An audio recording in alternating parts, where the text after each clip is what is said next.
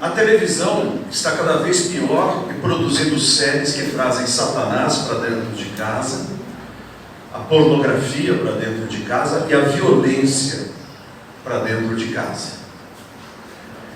Mas há muitos anos atrás, no século XIX, Laura Ingalls escreveu uma série de livros chamada Pequena Casa nas Pradarias, que foi transformada em série através de Michael Landon na década de 80, ou melhor, na década de 70, e aqui no Brasil teve o nome de Os Pioneiros.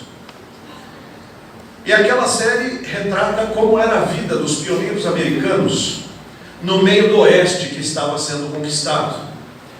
Eram crentes que iam morar nestes lugares e enfrentavam toda a sorte de problemas e de dificuldades. Certa vez, e o lugarzinho onde eles moravam era um Helmut Grove. Havia a capela que servia de escola também para as crianças. Havia um empório onde as pessoas compravam as suas coisas. E os fazendeiros ali produziam o seu próprio cereal. E eles então produziram o cereal para fazer o pão, para fazer o trigo. Mas apareceu um outro fazendeiro que vendia o trigo pela metade do preço. E as pessoas, ao invés de comprar o trigo dos fazendeiros normais, eram todos praticamente membros da igreja, iam comprar pela metade do preço daquele fazendeiro que resolveu vender abaixo do custo a sua produção. E havia um médico nessa localidade, que era o médico da vila, e que foi chamado por causa de um febrão, que o menino estava tendo, e essa febre não cedia de jeito nenhum. O médico foi até ali, verificou, ele disse: espero que não seja o que eu estou achando que é. E de repente a mãe do menino também pegou a febre. E em questão de 2 dias a mãe morreu. E o filho ardendo. Então o médico recebe outro pedido de um outro lugar, em que a febre também deu. Ele disse: eu estou desconfiado que isto aqui é tifo. E naquele tempo, meus irmãos, os remédios eram muito elementares, não havia vacina, não havia questão de higiene, não conheciam bactérias, nada disso. Mas sabiam o que era, por causa da erupção na pele, a febre, etc. E o progresso da doença. E começou a eclodir em vários lugares, e então a cidade entrou em quarentena. Porque qualquer um poderia pegar. E o grande desafio era saber de onde vinha esse problema. Porque a febre aparecia num sítio, num outro sítio, num outro sítio, num outro sítio, e ninguém sabia de onde vinha. Enquanto não se sabe de onde é a origem do problema, não dá para tratar. Até que um amigo da personagem principal desta série, que também pega a gripe, ou melhor, o tifo, ele diz assim para o seu amigo: não fique triste porque eu comprei trigo daquele fazendeiro, viu, aquele pão que eu fiz foi daquele trigo. Acendeu a luz. Falaram: ele comeu desse pão do trigo barato, o outro comeu do pão do trigo. Vamos ver aonde está o depósito desse trigo. E quando chegaram no galpão onde estava o trigo, quando abriram, havia milhares de ratazanas comendo aquele trigo. Era a urina do rato que estava a transmitir o tifo no trigo que estava a ser vendido. Aí o que eles fizeram? Tacaram fogo no galpão, destruíram a origem do problema, e a comunidade, fora os que faleceram, é claro, mas os que foram tratados e sararam, ninguém mais pegou a enfermidade, porque descobriram onde estava o problema. O problema não ficou mais encoberto. Descoberto o problema, trata-se, resolve-se e acabou a dificuldade. A Bíblia já fala a respeito disso. E eu quero partilhar com os irmãos Provérbios capítulo 28, versos 13 e 14. Provérbios capítulo 28, versos 13 e 14. Podem ficar sentados.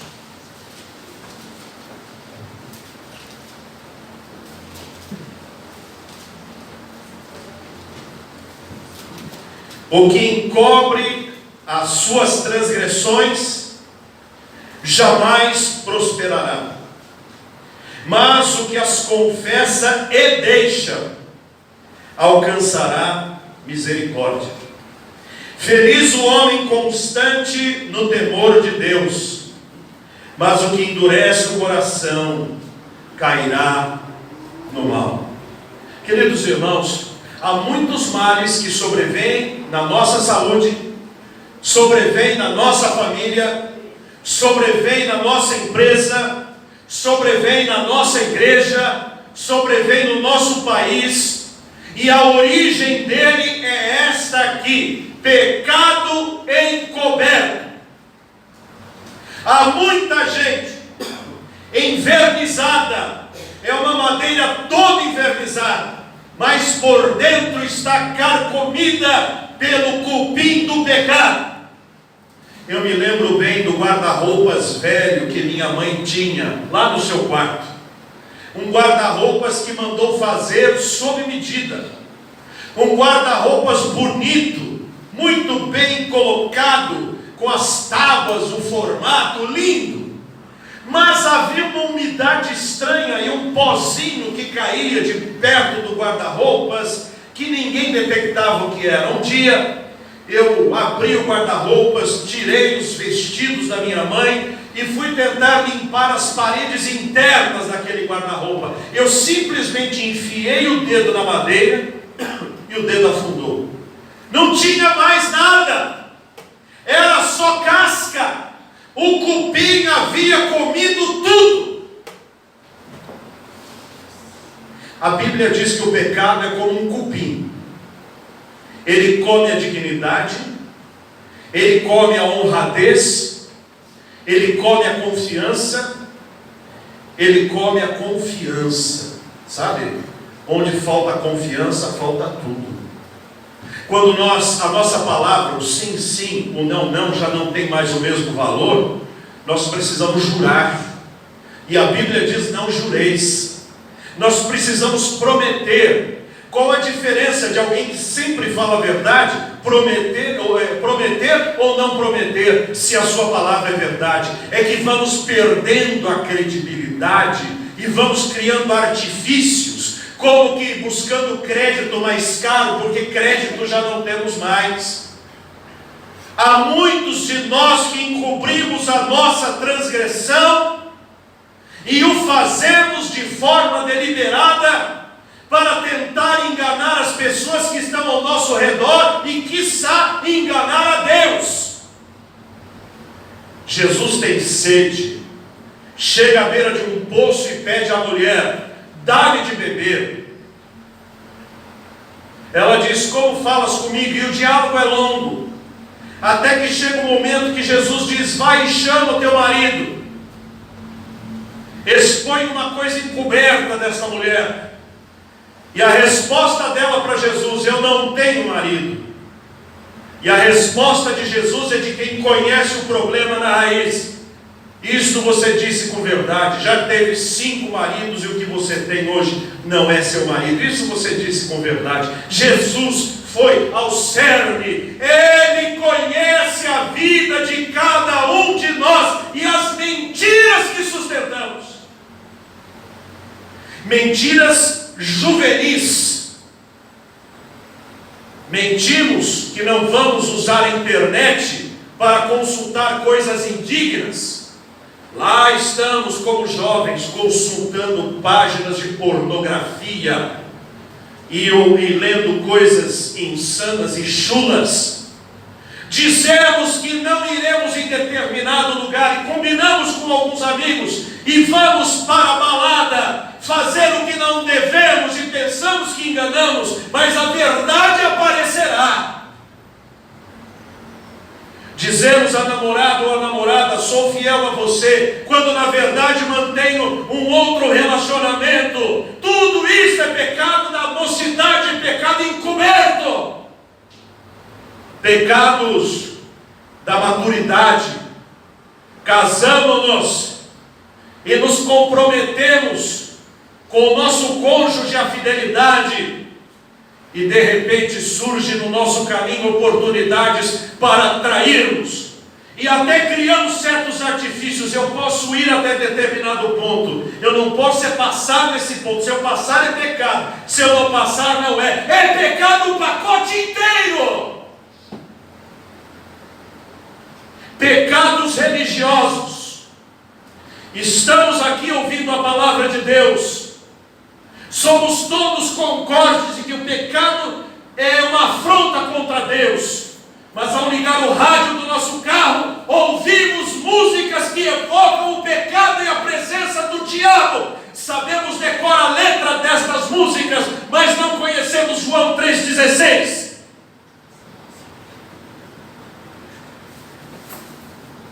Pecados encobertos, às vezes 20, 30 anos escondidos. Escondidos da igreja, escondidos da família. Nós pensamos que enganamos, mas a Deus não se engana.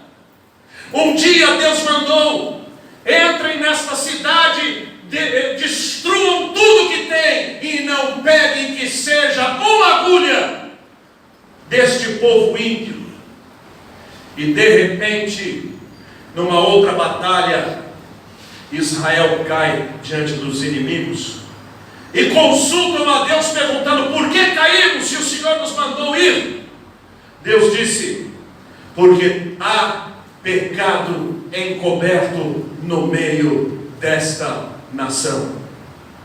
Então eles foram averiguar, e era um rapaz, Acã, que cobiçou uma capa babilônica e uns poucos objetos de valor, e ao invés de tacar fogo em tudo, ele guardou um pouquinho debaixo da sua barraca. Que mal teria? Há tanta coisa que foi queimada, que mal teria uma mera capa babilônica? Poderíamos trazer para nós: que mal teria um tênis Nike? Que mal teria um celular iPhone? Que mal teria? A questão não é o valor monetário ou a quantidade de objetos. A questão é que diante de Deus só existem duas respostas: sim, sim, não, não. Se fizermos diante de Deus um pacto, devemos cumprir a nossa parte. O Brasil poderia ser o maior país de todo o mundo. Não há país neste universo que tenha a riqueza natural que nós temos no nosso país. Lugares os mais lindos que existem, riquezas minerais sem conta. Um povo acolhedor por toda parte. As praias mais bonitas estão no Brasil. E por que o Brasil vai sempre de mal a pior? Pecado encoberto. Aparece alguém, aparecem algumas pessoas, aparecem alguns ideais, e achamos que aquilo é a solução, e daqui a pouco, quando tiramos a máscara, descobrimos que há pecado encoberto ali também. Os governantes são um retrato do seu próprio povo. E quando olhamos para a igreja do Senhor, vemos uma igreja chafurdando na lama do pecado, onde pastoras que nem existem na palavra de Deus mandam matar os seus maridos, onde pastores, cantores com grandes sucessos cantados na igreja abandonam as suas mulheres e vão bater atabaque nos terrenos de candomblé. Mulheres que cantam louvores e que hospedadas com amigas minhas, no momento da oração diz: irmã, olha a Deus agradecendo. Eu não acredito nessas coisas. Ela canta, mas não acredita no que canta. Pecados encobertos na vida dos ministros, pecados encobertos na vida dos maridos, pecados encobertos na vida das esposas, pecados encobertos que têm trazido derrota sobre derrota. Nada prospera. É como lá em Helmut Grove, O tifo está se propagando e não conseguem deter, precisam saber de onde vem. E nós precisamos saber se há alguma coisa errada na nossa vida. O rei Davi era o grande rei, feliz da vida, poderoso, mandava em tudo e em todos, amava a Deus, mas se orgulhou do que tinha. Ele tinha tanto, mas cobiçou a mulher do próximo, e então em pecado, não apenas cobiçou-a, como provocou a morte do marido dela, e tomou-a para ser sua mulher. Como ninguém sabia, está tudo bem. Tudo bem nada, Deus conhece. E então o profeta chega ao rei e diz: rei, tenho uma história para te contar. Diga. Havia um homem que tinha várias ovelhinhas, e o seu vizinho tinha uma só. Este homem que tinha várias recebeu visitas, e ao invés de pegar uma das suas ovelhas para preparar para as visitas, foi pegar a daquele que tinha uma só. Davi ficou irado e disse: esse homem precisa pagar. E o profeta vira e diz: esse homem é você. É tão fácil eu apontar o dedo para o outro, quando na verdade eu precisava dizer o que Davi disse depois que o profeta disse isso para ele. O profeta disse: esse homem é você, que fez o que fez para ficar com a mulher do seu próximo. Então ele caiu ao chão e disse: pequei contra o Senhor. E então ele compõe uma das mais lindas frases inspiradas pelo Espírito Santo: sonda, meu Deus, prova, meu Pai, e vê se há em mim algum caminho mau, e guia-me pelo caminho eterno. Eu creio que esta oração é que cada um de nós deveríamos fazer. Pedir a Deus para sondar a nossa vida, para ver se estamos andando de fato nos caminhos do Senhor, ou estamos vivendo uma grande farsa. Deus nos conhece, não do culto que prestamos aqui apenas. Deus nos conhece no levantar, no assentar, no caminhar, no falar, no calar, no pensar, no sentir, no agir, e Ele nos chama à santidade. E para que haja santidade, tem que haver um conserto com Ele.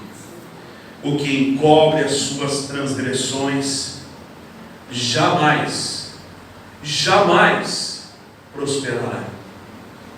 Mas o que as confessa e deixa, confessa e deixa. Não é confessar e continuar. Havia uma irmã em outra igreja que veio procurar-me e disse: pastor, cobicei o marido de outra irmã. Nada aconteceu, mas tivemos um flerte. O que eu devo fazer? Bom, primeiro deve se arrepender, porque isso se chama pecado, infidelidade. Mas pastor, nada aconteceu. Jesus disse: não adulterarás. Mas se olhares para uma mulher com intenção impura, no coração já adulterou. Ô pastor, então eu vou confessar agora. Senhor, me perdoa o meu pecado, em nome de Jesus, amém. Ótimo, irmã, agora a senhora vai confessar para o seu marido. Não, pelo amor de Deus. Ué, então essa sua confissão não valeu nada. Mas por quê? Não é só Deus que perdoa? Não. Jesus disse: se trouxeres ao altar a tua oferta e te lembrares que teu irmão tem alguma coisa contra ti, deixa no altar a tua oferta, vai reconciliar-te com o teu irmão, depois vem e faz a tua oferta. Para que haja verdade, a irmã deve confessar. Ela disse: mas e se ele quiser me deixar? É direito dele. Mas eu garanto para a irmã que se ele não quiser, a irmã deve beijar os pés desse homem e dizer: muito obrigado pelo grande amor que você tem por mim. E eles vieram os dois no meu gabinete. Irmã, conte aí. E ela, em lágrimas, desesperada, contou. E óbvio, esse irmão ficou irado, chateado. Por uns 40 minutos ele pensou em fazer 1000 coisas. Mas depois ele aquietou o coração e disse: se o Senhor Jesus a perdoa, eu também lhe perdoo e vou lhe dar outra oportunidade. Eu celebrei festa de bodas de casamento deste casal, que dali para frente viveu feliz e próspero ao longo da sua vida, porque o pecado foi descoberto, foi tratado, foi arrancado, e as vidas se santificaram diante do altar do Senhor. Pecado não é para ser cuidado, regado, beijado, guardado como uma riqueza. Pecado é para ser confessado e absolutamente abandonado. Meus irmãos, Deus quer um povo santo, um povo redimido, um povo que mostre o Senhor no seu comportamento, um povo que mostre que de fato é um povo de outro país. Nós somos cidadãos dos céus vivendo na terra, não por nós, mas pela graça de Deus em nós. E o verso 14 diz assim: feliz o homem, o quê? Feliz o homem constante no temor de Deus.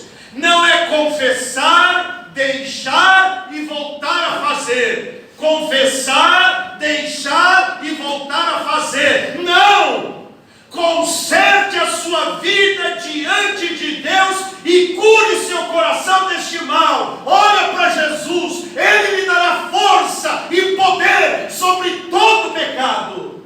Seja o pecado da língua, de falar demais, seja o pecado moral, tanto no olhar quanto na prática, seja o pecado da preguiça, seja o pecado da desonestidade, seja o pecado da maledicência, não importa o grau ou o teor do pecado, tire do seu coração no poder de Deus, e Ele trará sobre a sua vida paz e prosperidade.